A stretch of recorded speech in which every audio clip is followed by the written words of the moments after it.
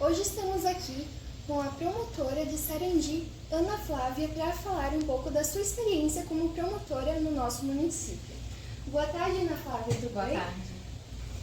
Bem, para começar, eu gostaria de saber um pouco da sua experiência, quantos anos você trabalha aqui, um pouco do seu trabalho.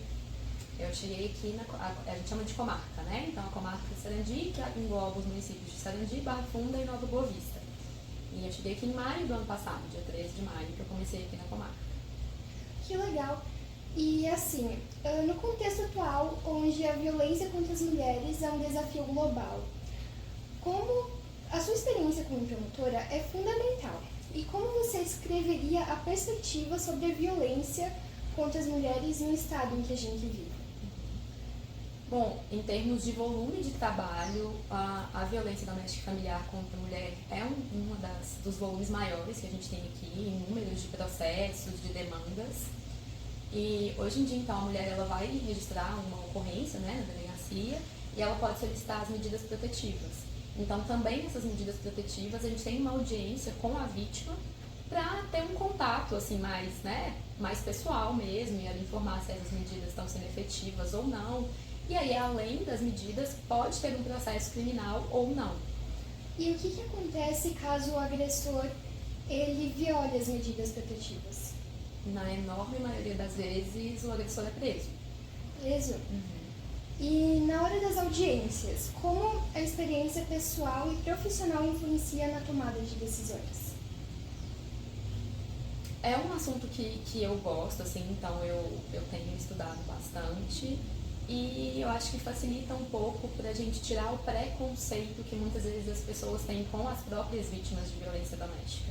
Então a gente vê que muitas vezes as próprias vítimas se culpam por estar naquela situação, se sentem envergonhadas, como se elas também tivessem alguma responsabilidade naquilo que foi praticado pelo agressor. Então eu acho que facilita esse entendimento de por que também muitas vezes as vítimas permanecem nesses relacionamentos. Então é muito comum, às vezes a mulher faz um registro, ela pede as medidas protetivas, passa um tempo ela acaba voltando com o agressor, porque é muito mais complexo do que às vezes outros tipos de crime, né? Como por exemplo um furto de um celular. Você não tem nenhum contato ali com aquela pessoa que te furtou. Na violência doméstica não. Muitas vezes são casais que estão casados há 30 anos, são os pais dos filhos daquela mulher, então tem toda uma dependência psicológica, afetiva, muitas vezes também tem uma dependência financeira, então a mulher vai sair daquele relacionamento e ela vai fazer o quê? Ela vai morar onde? Como que ela vai se sustentar? Como que ela vai sustentar os filhos? Então eu acho bem interessante ver toda essa complexidade. Sim, e com todos os seus anos de experiência, como você avalia a eficácia da Lei Maria da Penha? A Lei Maria da Penha ela já foi reconhecidamente uma das 3 melhores do mundo, se não me engano é a terceira melhor. E efetivamente assim, ela funciona muito bem, as medidas protetivas elas têm demonstrado uma eficácia, uma efetividade muito grande. E eu observo também que atualmente as mulheres estão começando a ter mais conhecimento sobre o que é a violência, né? Porque quando a gente fala violência, não é só a violência física. A violência física é muitas vezes a mais comum, é aquela que é mais fácil de ser percebida. Mas não começa na violência física, né? A violência ela sempre começa antes. Então começa ali com xingamentos, com ameaças, tem toda também essa parte psicológica por trás, essa diminuição da autoestima da mulher, o isolamento da mulher de pessoas que poderiam protegê-la, então da família, de amigos, muitas vezes de tirá-la também do emprego. Então eu vejo que a lei ela abrange já tudo isso e agora a sociedade também consegue começar a ter essa percepção desses outros tipos de violência. E assim, quais são os critérios para conceder a medida protetiva para a mulher? O que prevê a lei é que tem que existir alguma verossimilhança no que a mulher está falando ali, né? Então, o que ela está relatando demonstra ali algum tom de realidade. Mas uma coisa que às vezes é muito confundida é que as medidas protetivas elas podem ser concedidas independentemente de ter ocorrido ou não um crime. Então, ainda que não tenha acontecido nenhum crime, se a atuação do agressor de alguma forma coloca aquela mulher ali em alguma insegurança, né? Pode ser uma insegurança física, ou uma insegurança psicológica, ou até uma insegurança patrimonial. Então essa mulher ela tem direito a requerer as medidas protetivas. E aí, como eu expliquei, se vai ter um processo criminal ou não, aí já é outro fator. E até só um esclarecimento rápido aqui também, que a gente fala muito agressor, né? Mas só para ressaltar, a Lei Maria da Penha, a vítima sempre é uma mulher, mas o agressor pode ser tanto uma mulher quanto um homem. Sério? Eu não Sim. sabia. E assim, uma coisa que eu achei muito interessante enquanto eu fazia as pesquisas, que me chamou bastante atenção, é sobre a legislação. Como que aborda a violência psicológica e emocional na atual legislação? Como eu falei, né, essa violência, apesar dela estar prevista na Lei Maria da Penha já desde a edição da lei, esse aprofundamento na violência psicológica ele é mais recente. Então, existem os crimes contra a honra, né, que podem ser praticados por qualquer um e também podem ser praticados nesse contexto de violência doméstica. Então, injúria, que é xingar alguma pessoa com palavras de baixo calão que a própria pessoa vai se sentir ofendida. Né? A difamação, que é sair falando mal da pessoa para outras.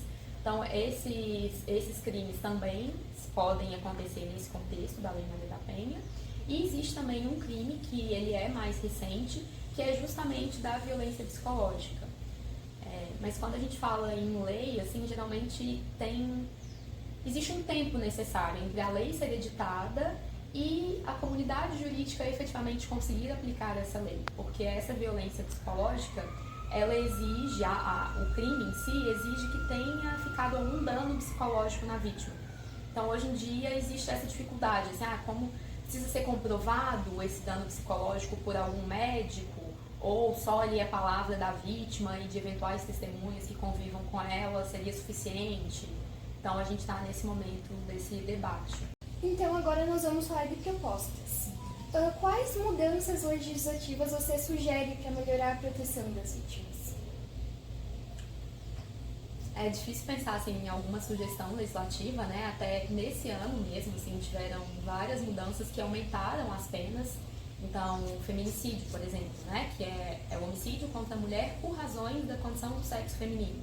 Então, foi um crime cuja pena foi aumentada. A própria lesão corporal, que é essa agressão mais comum que a gente vê mesmo, também teve a pena aumentada. O próprio crime do descumprimento também de medidas protetivas também teve a pena aumentada.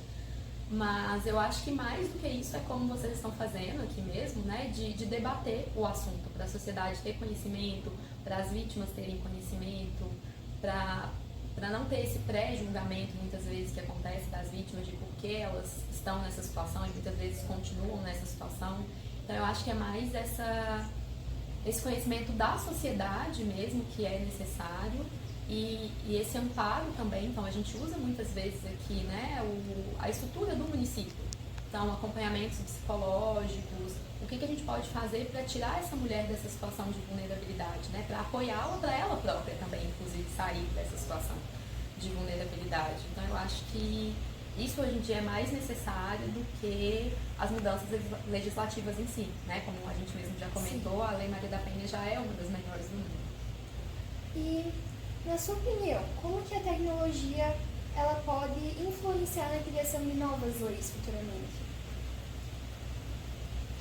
Eu vejo a tecnologia nesse ambiente da violência doméstica como uma forma de inovar na proteção da mulher. Então, por exemplo, existe um projeto aqui no estado, que ele é até bem recente, de um monitoramento eletrônico. Então, o que acontece? Uma das medidas protetivas é o agressor não poder se aproximar da vítima. Geralmente coloca aí uma distância de 200 metros. Então, existe um projeto novo aqui, que o agressor ele fica com uma tornozeleira eletrônica e a vítima recebe um telefone celular. Esse telefone celular que a vítima recebe, ele não faz ligação, ele não tem nada. Ele só é vinculado a essa tornozeleira eletrônica. Porque se o agressor se aproxima da vítima, ela vai receber ali no celular. E esse celular também está vinculado à Brigada Militar. Então a Brigada Militar também vê que o agressor está se aproximando, está em vias de descumprir a medida protetiva. E aí ele liga uma vez para o agressor para avisá-lo, falar, olha, o senhor está quase desrespeitando as medidas, não se aproxime mais, porque senão você não pode ser preso. E consegue ir acompanhando. Se ele continua descumprindo, a brigada automaticamente já vai até o local no intuito de proteger essa mulher, e a própria mulher também consegue fugir ali num momento de desespero mais fácil, porque pelo celular ela vê de onde que o agressor está chegando. Nossa, que legal, é uma Sim. forma bem bacana de inovar mesmo. E por último, mas ao menos importante, que recado você daria para essas mulheres? Pergunta difícil também. Eu acho que primeiramente não se responsabilizar, não se culpabilizar, né? A responsabilidade é do agressor. Saber que elas não estão sozinhas, então eu vejo que muitas vezes as mulheres ficam envergonhadas de estar naquela situação, como se elas fossem únicas, e infelizmente não são, é algo que a gente vê assim, quase que diariamente.